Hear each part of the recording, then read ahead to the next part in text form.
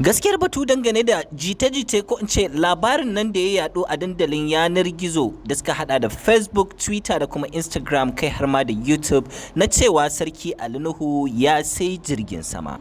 Ku biyo mu a cikin wannan bidiyo don jin gaskiyar al'amarin. Idan wannan ne zuwan ka karo na farko izuwa wannan tasha, to kar ka manta da danna subscribe da kuma alamar kararrawa domin samun labarai da suka shafi masana'antar shirya fina-finan Hausa na kannywood da ma al'amura da suka shafi mawakan kasar Hausa da ma kasar Hausar baki daya. Shi dai sarki Ali Nuhu yana ɗaya daga cikin fitattu ko na ce shahararrun jarumai da ke masana'antar shirya fina-finan Hausa na kannywood.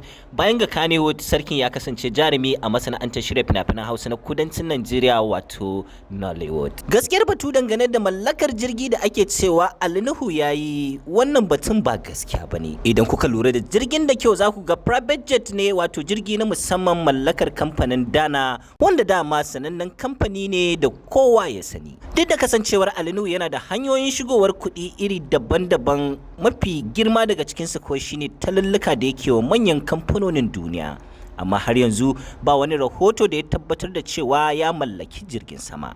Kuma da haka muka zo ƙarshen wannan bidiyo. Kar ku manta da danna mana subscribe da kuma alamar ƙararrawa don samun sababbin bidiyo.